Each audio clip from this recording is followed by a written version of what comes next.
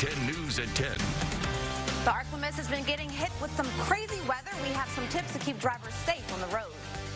And the results are in. We'll tell you who your new state representatives are for Districts 12 and 17. Plus, as February comes to an end, we take you to the parade honoring achievements in Black history. Hello, and thank you for joining us this Election Saturday. I'm Randy Ayala. NBC 10 is your local election headquarters, and we want to get straight to the results, so let's take a look.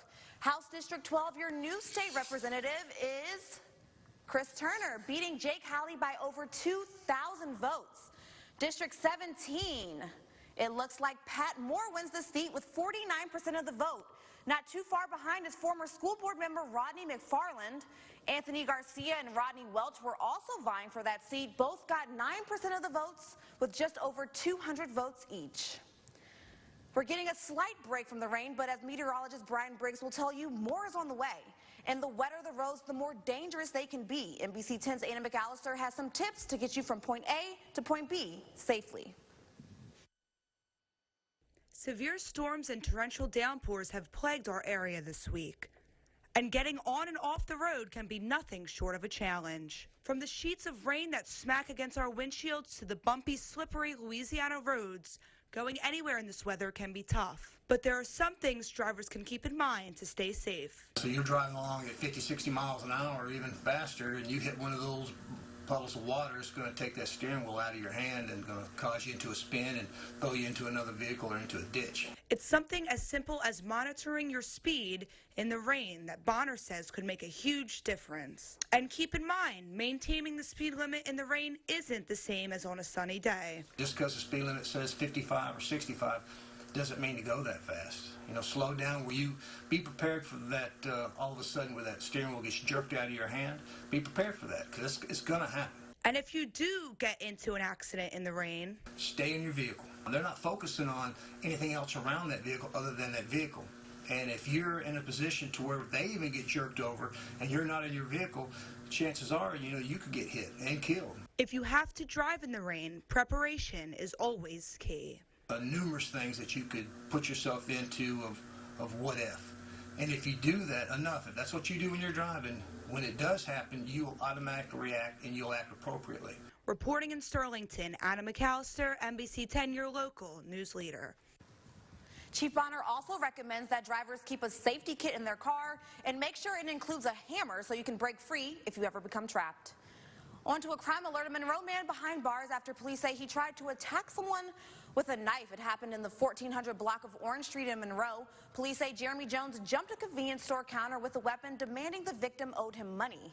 The victim told officers Jones stole items as he left. When police arrested him, he had a black knife, crackers, and bananas on him. He's being charged with armed robbery. No bond has been set.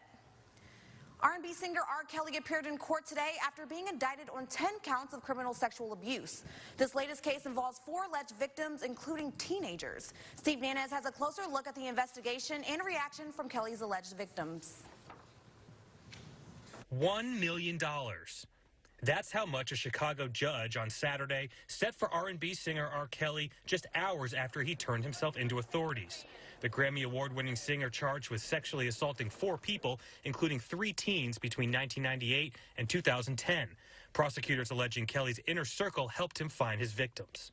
Robert Kelly's manager then gave the victim Robert Kelly's business card with Robert Kelly's personal cell phone number written on it and told the victim Robert Kelly wanted her to call him. This latest investigation was sparked by new evidence involving a videotape that appears to show Kelly having sex with a girl who refers to her body parts as being 14 years old. For decades, R. Kelly has repeatedly denied allegations that he abused women and underage girls. This latest incident comes nearly 2 months after the Surviving R. Kelly documentary was released. In it, women accused him of sexual misconduct and abuse. He calls himself the Pied Piper. The Pied Piper lures children away from their families. He's known for doing that. R. Kelly's attorney says his client is innocent. He also claims R. Kelly is struggling to come up with the bond money. He really doesn't have any money at this point. I don't even think he owns the rights to I Believe I Could Fly. I'm Steve Nanez reporting. R. Kelly's arraignment is scheduled for March 8th. If found guilty, he faces up to 70 years in prison.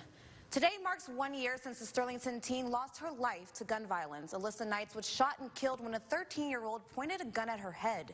He said it wasn't loaded, then did pull the trigger, to try to prove it. That teen was charged with negligent homicide and sentenced to 5 years in secure custody. Alyssa's mother wants Louisiana to require gun owners to store their guns safely when not in use. Her proposed law would use Alyssa's name as an acronym, assuring Louisiana's youth security, safety, and awareness. Happening earlier today, the streets of Monroe were packed this morning as the Black History Month parade rolled through. People took to the streets showing their pride, riding on festive floats, and throwing out candy to those walking by.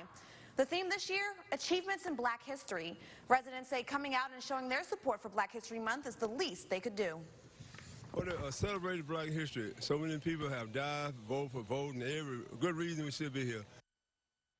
Parade goers played festive music and there was plenty of candy to go around. Some attendees even rode horseback as they followed the floats down Desert Street. On to some local high schoolers making a splash at Wetlands Day. The educational event held at Black Bayou Lake aims to educate kids and their families about the importance of our environment. Members of West Monroe High School's Tadpole Club say wetlands give us plenty of benefits. It's important because wetlands act as like a natural barrier for floods, and they improve water quality, and they protect us from like hurricanes. They house the animals that like we can't find anywhere else in the world. Good info right there. There were also tons of arts and crafts and plenty of animals like snakes, turtles, and fish that attendees could interact with while learning about them. All right, coming up after the break, how one organization is helping people with disabilities in Arkansas and the difference it's making in their lives. And the storms have moved out of our area for now, at least. We're getting a couple dry days, but eventually rain chances do return. We'll time out all the details coming up when NBC 10 News at 10 continues. Closed captioning, sponsored